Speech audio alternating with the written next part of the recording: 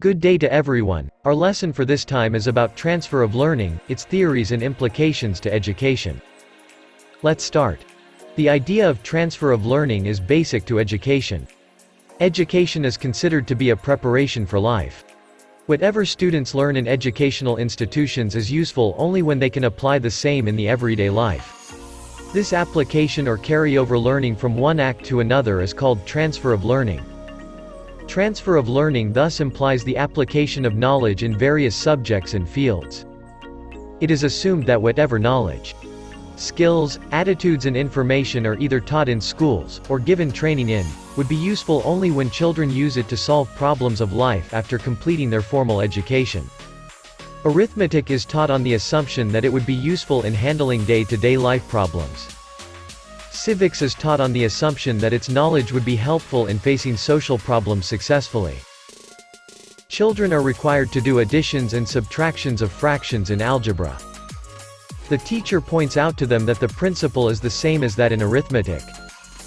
This implies that transfer of learning of arithmetic takes place in the learning of algebra. There are many educators who believe that subjects like mathematics, English language and science, etc., are superior to other subjects like economics, history, arts, crafts and home science as they are more helpful in sharpening the intellect of the students. The intellect so sharpened, they think, can be profitably employed in the performance of any other activity which may or may not be directly related to the subject studied. But this is going too far. Traditionally, children had been given long poems to memorize, long mathematical tables to learn by rote and a huge store of material to be committed to memory. It was believed that such learning was meant for disciplining the mind. In order to understand the term transfer of learning, we may consider the following definitions. According to M.J. Peterson, 1957, transfer is generalization, meaning concept obtained by inference from specific cases, for it is the extension of idea to a new field. According to L.D. Crow and A.C. Crow, 1963, viewed, the carryover habits of thinking, feeling or working of knowledge or of skills from one learning area to another usually is referred to as the transfer of training. According to B. L. Big, 1964, said, transfer of learning occurs when a person's learning in one situation influences his learning and performance in other situations. According to H. C. Ellis, 1965, defined, transfer of learning means that experience or performance on one task influences the performance on some subsequent task.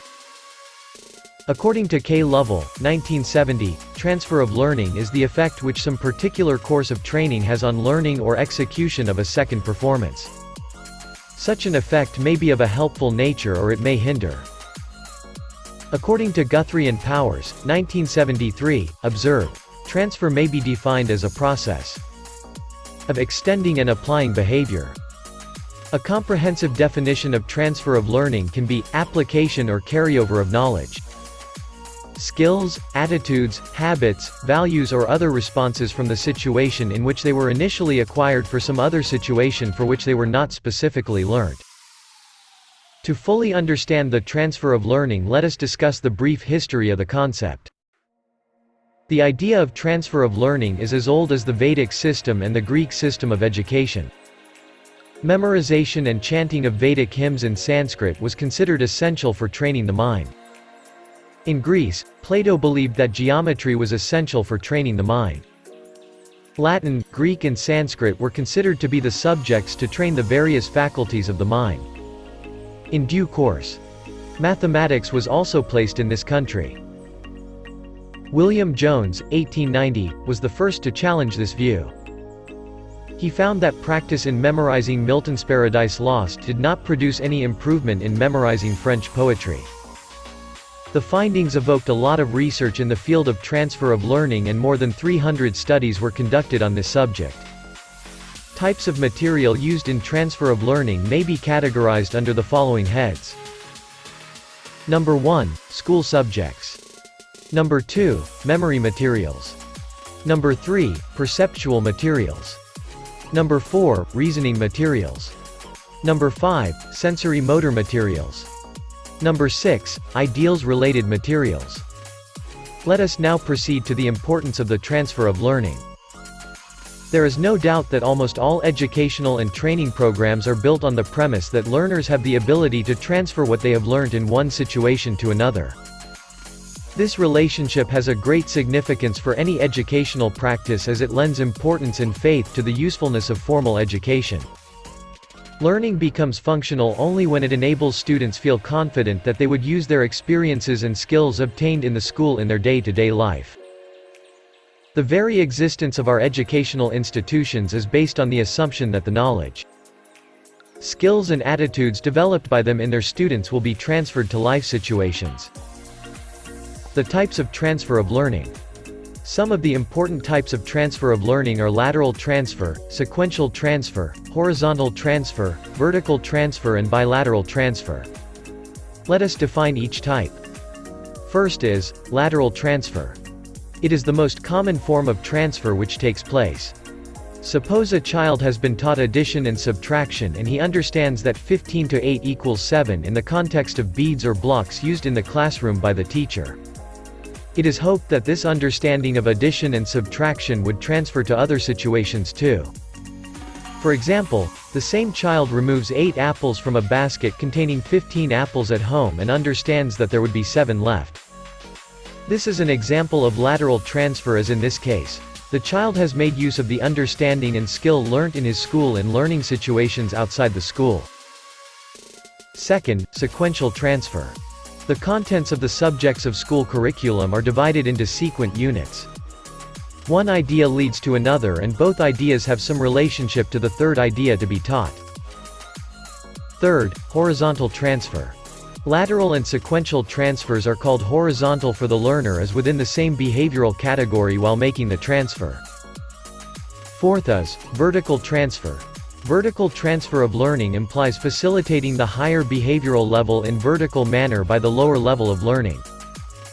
And lastly, the bilateral transfer. This type of transfer takes place when training imparted to one lateral automatically transfers to another. Training in the use of pen by the right hand transfers training to the left. That is the 5 types of transfer of learning. Let us now proceed to theories of transfer of learning. The theories of transfer of learning.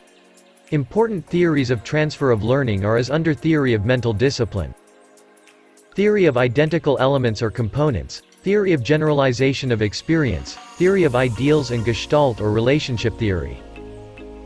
Let us first discuss the theory of mental discipline. What is this theory?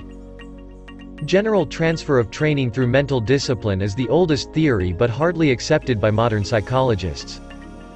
The principal feature of the theory of mental discipline is that the mind or its faculties such as memory, reason, will and perseverance are the muscles of the mind.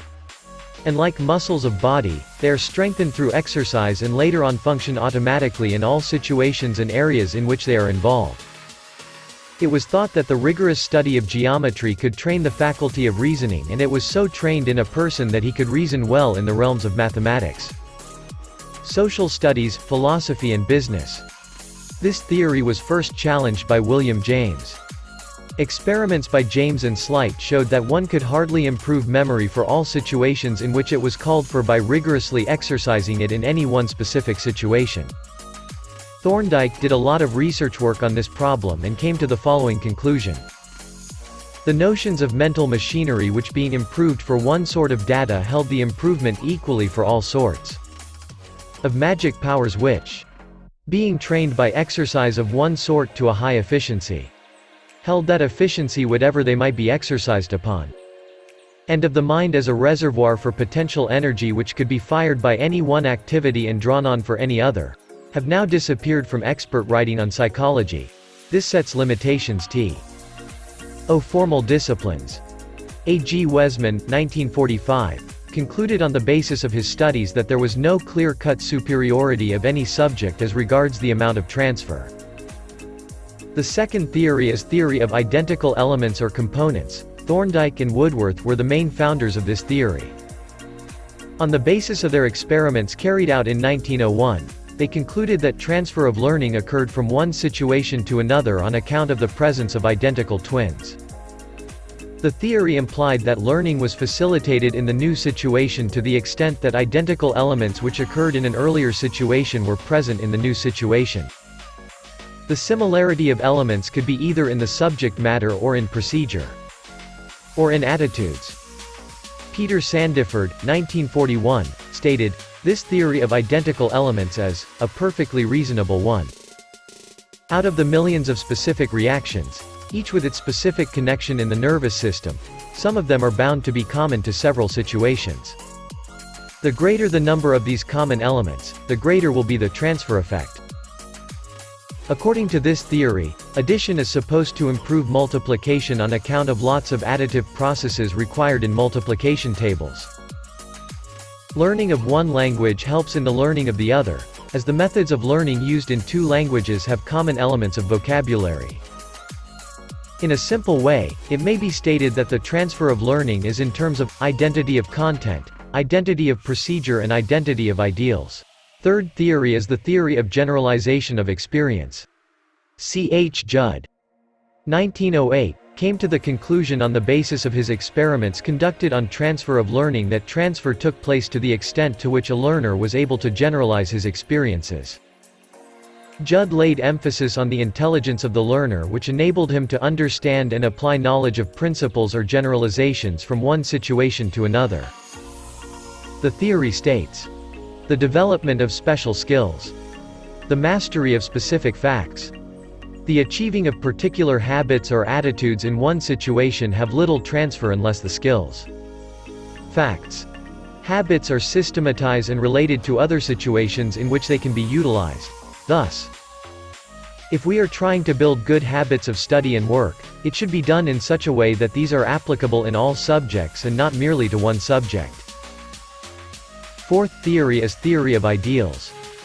W. C. Bagley, who gave an explanation of transfer in terms of ideals, asserted that generalizations were more likely to transfer, if they were regarded as of some value as desirable.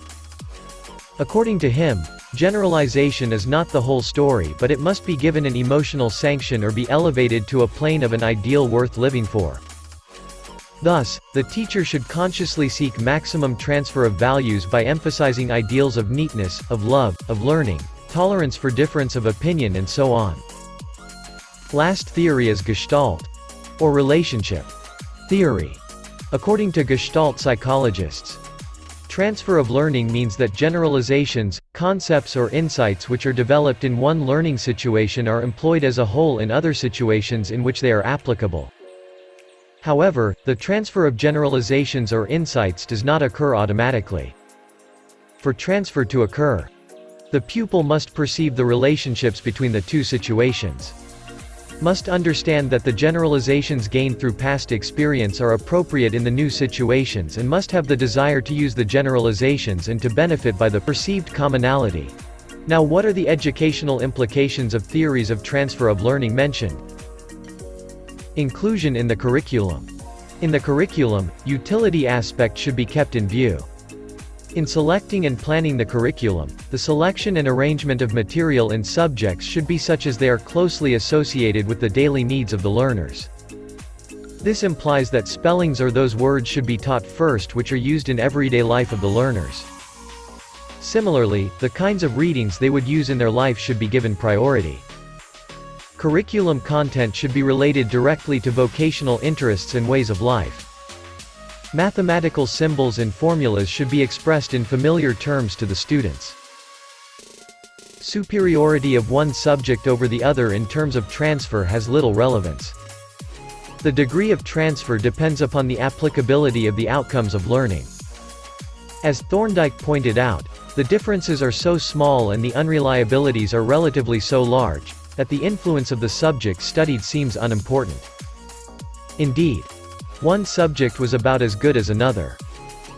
Here are the role of the teacher in transfer of learning.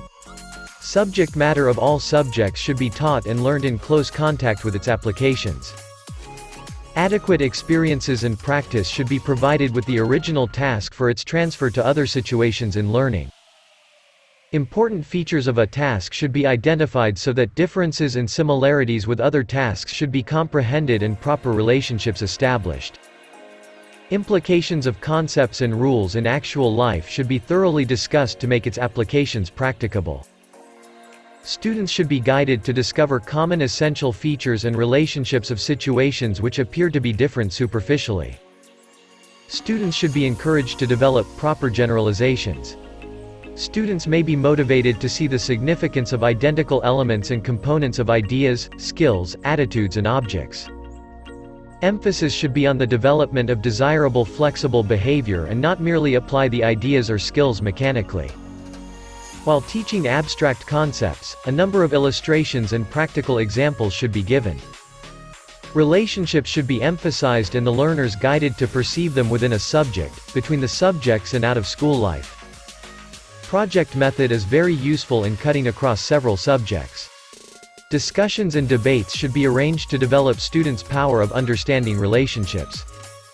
Field trips to important places of commercial, educational, economic, historical, cultural and scientific, etc., help in developing proper understanding of situations in life in the context of curriculum content. Logical thinking should be kept in constant focus. Students may constantly be asked the why and how of generalizations. Goals.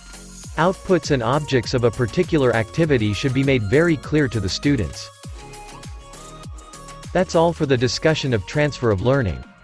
Thank you for watching.